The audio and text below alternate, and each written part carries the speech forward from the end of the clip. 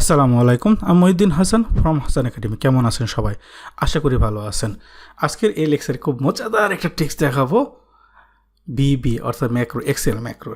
অর্থাৎ এখানে অসংখ্য ডাটা বা যত ডাটায় থাকুক না কেন, আমরা যখন এই ক্লিয়ার ডাটাতে ক্লিক করব অটোমেটিক চলে যাবে।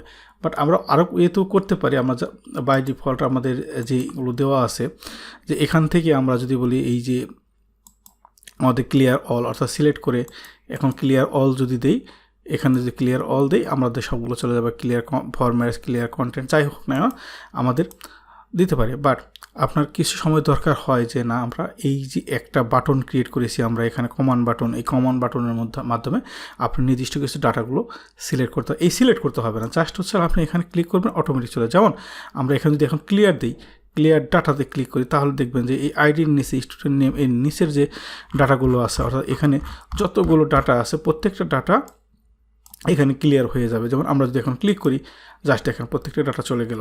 তো এইরকম সিম্পল একটা কোডিংয়ের মাধ্যমে এই কাজটা করতে পারি আমরা ম্যাক্রোতে, খুব কঠিন কিছু না। তো ডিটেলস আমি দেখাবো আজকে।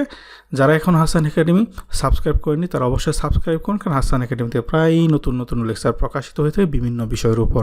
এবং বেল আইকনে ক্লিক করে রাখবেন, কারণ যখনই আমি একটি নতুন ভিডিও আপলোড করব আপনার কাছে যেন নোটিফিকেশন চলে যায়।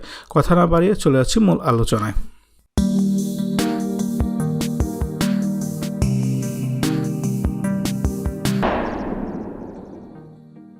আমরা এখানে দুইটা শিটেরটা দেখাবো। দুইটা শিটের মধ্যে আমরা কীভাবে ডাটাগুলোকে ডিলিট করতে পারি, এবং আমরা একটা শিটের মধ্যেও কীভাবে করতে পারি, বা একটা কলামে কীভাবে করতে পারি, প্রত্যেকটা জিনিসে আমি ডিটেলস বাই 1 to 1 দেখাবো।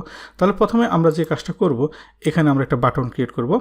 তার আগে সবার আগে আমরা এই ফাইলটাকে একটা সেভ করব আমরা নির্দিষ্ট একটা নামে। তবে সেটা অবশ্যই এনাবেল, ম্যাক্রো এনাবেল, অর্থাৎ সেভ অ্যাজের মধ্যে যে আমাদের ব্রাউজে ক্লিক করে আমরা ফাইলটা যেখানে রাখতে চাচ্ছি, ধরেন আমি এখানে আমার একটা ড্রাইভে রাখতে চাচ্ছি। এই ড্রাইভে আমার যে ম্যাক্রো লেকচার যে ড্রাইভটা আছে, সেই অর্থাৎ ফোল্ডারটা আছে, সেই ফোল্ডার অর্থাৎ এফ ড্রাইভে আমার যে ম্যাক্রো লেকচার যে ফোল্ডারটা, সেই ফোল্ডারে এখানে আমি দিলাম এখানে ক্লিয়ার ডাটা নামটা দিলাম। এবং এখানে যে সেভ অ্যাজ টাইপ, অবশ্যই এটাকে ম্যাক্রো এনাবেল ওয়ার্কবুক করে নিতে হবে, কারণ আমরা যখন একটা কোডিং লিখবো, আমরা যদি এটা না করি তাহলে আমাদের কোনোভাবেই ফাইলটা কাজ করবে না। এই জন্য আমাদের এই কোডিংগুলো কাজ করতে হলে অবশ্যই এটা ম্যাক্রো এনাবেল ওয়ার্কবুক করে নিতে হবে। দেন ওকে, এখন আমরা যদি কোনো কোডিং লিখি তাহলে এটাকে থাকবে এবং কাজ করবে। তাহলে আমরা এই ডেভেলপার টুলবারে ক্লিক থেকে আমরা এখানে ইনসার্টে যাব। এই ডেভেলপার টুলবার কীভাবে আনতে হয় আপনারা অনেকে জানেন। আমরা তারপরে একটু দেখে যাচ্ছি, এই ফাইলে যাব। ফাইলে যাওয়ার পর অপশনে ক্লিক করব। অপশনে ক্লিক করার পরে আমরা এই কাস্টমাইজ রিবনে ক্লিক করব। কাস্টমাইজ রিবনে ক্লিক করার পরে এই যে এখানে ডেভেলপার, এটাকে ক্লিক করব। ক্লিক করার পর ওকে দিব। তাহলে আমরা এখন এই ডেভেলপার টুলবার থেকে আমরা ইনসার্টে ক্লিক করি। ইনসার্টে ক্লিক করার পর আমরা এই কমান্ড বাটনে ক্লিক করার পরে এখানে একটা বাটন ক্রিয়েট করলাম। দেন এটাকে আমরা একটা রিনেম করব। তাহলে আমরা এখান থেকে প্রপার্টিসে যাই। প্রপার্টিসে যাওয়ার পরে এই ক্যাপশনটাকে আমরা চেঞ্জ করে আমরা এটার নাম দিয়ে দিই ক্লিয়ার ডাটা।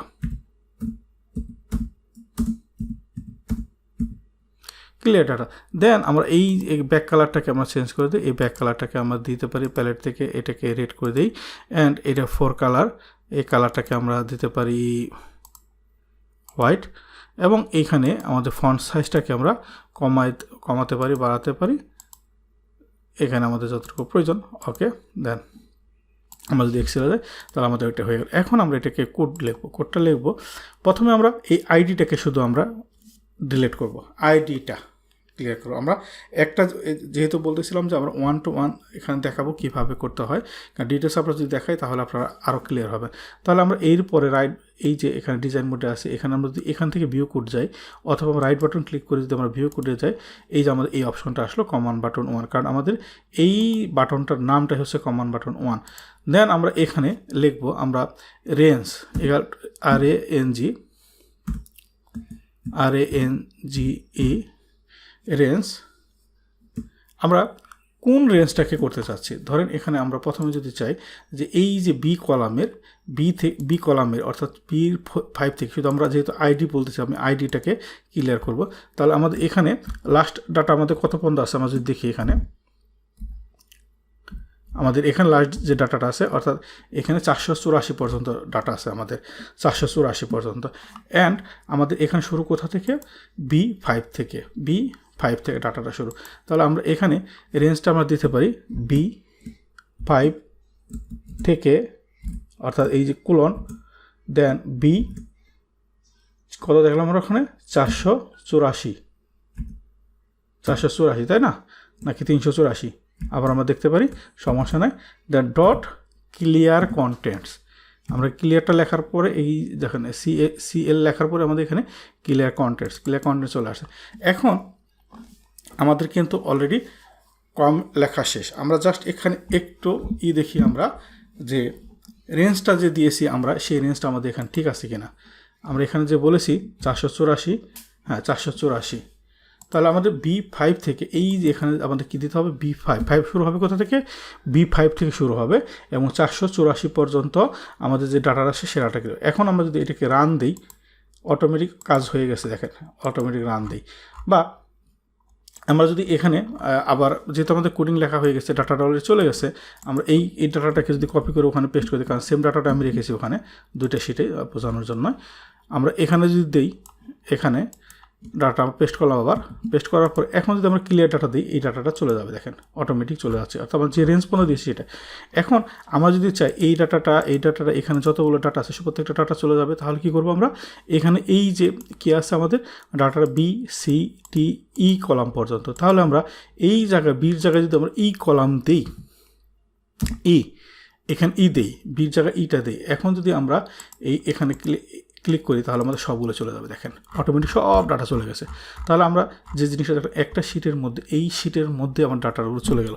বাট আমরা যদি চাই যে আমরা এখানে যে জিনিসটা শিখে ফেলাম, একটা শিটে আমরা কিভাবে ডাটাগুলো ডিলিট করতে পারি, বাট আমরা এই একটা কমন বাটনের মাধ্যমে যদি প্রত্যেকটা শিটের ডাটাগুলো আমরা ডিলিট করতে চাই, তাহলে আমরা কি করব, তাহলে আমরা খুব সিম্পল একটা ওয়েতে করতে পারি।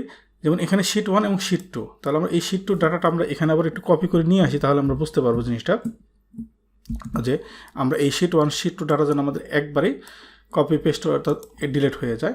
তাহলে আমরা এই দুইটা শিটে আবার সেম ডাটা রাখলাম, সমস্যা নেই, আপনাদের হয়তো সেম ডাটা থাকবে না, কারণ আপনাদের এক একজনের এক এক রকম ডাটা থাকবে, বাট এখানে আমি একই সেম ডাটা রাখলাম। তাহলে আমরা এটা কোডিংটা জাস্ট চেঞ্জ করবো, এখানে এই ভিজুয়াল বেসিকে যাব, ভিজুয়াল বেসিক যাওয়ার পর এখানে যে আছে এখানে আমরা প্রথমে ওয়ার্কশিট একটা ফাংশন, সেই ফাংশনটা আমরা নিয়ে আসবো ওয়ার্কশিট,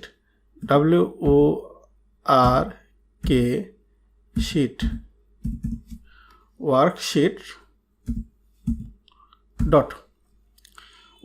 ডট, অর্থাৎ আমরা যে এই ওয়ার্কশিট ডটটা লিখলাম এখানে আমরা, বা ওয়ার্কশিট ডট না সরি ওয়ার্কশিট, এখানে আমরা একটা ব্র্যাকেট দিলাম, ব্র্যাকেট দেওয়ার পরে আমরা শিট নাম্বার দিয়ে দেবো, শিট নেমটা দেবো। আমরা একটা আমাদের শিট আছে শিট 1, শিট একটা নাম আছে আমাদের শিট 1,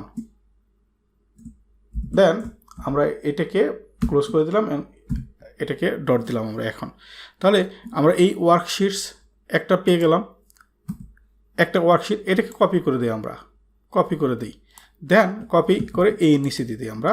এইটা আবার কি ওয়ার্কশিট 2, আমাদের রেঞ্জ কিন্তু দুইটার একই। আপনাদের যখন এই শিট ওয়াইজ রেঞ্জ আলাদা হবে, এই শিট ওয়াইজ যখন শিট 1 শিট 2 রেঞ্জ আমার যেহেতু সেম আছে, এই জন্য আমি এই কোডিংয়ে সেম রেঞ্জ দিয়েছি। আপনাদের ক্ষেত্রে কোডিং রেঞ্জটা এই রেঞ্জটা ভিন্ন হতে পারে বা হওয়াটা স্বাভাবিক।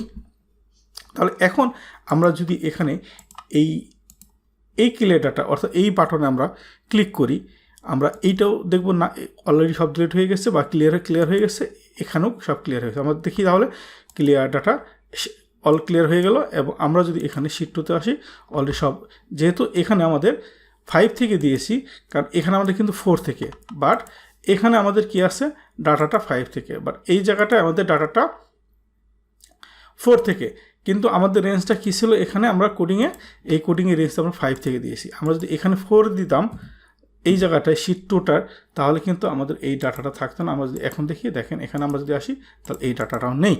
তাহলে আমরা এই যে একটা রেঞ্জ বা নির্দিষ্ট শিট বা নির্দিষ্ট রেঞ্জটাকে কীভাবে ডাটাগুলোকে আমরা মুহূর্তের মাধ্যমে ক্লিয়ার করতে পারি সিম্পল একটা কোডিং দ্বারা। আশা করি লেকচারটি আপনারা বুঝতে পেরেছেন। তারপর যদি বুঝতে সমস্যা হয় অবশ্যই কমেন্টস করবেন, আর লেকচারটি যদি ভালো লেগে থাকে অবশ্যই শেয়ার করবেন, নিজে শিখবেন, অন্যদের শিখাবেন। ভালো থাকবেন সবাই, আসসালামু আলাইকুম।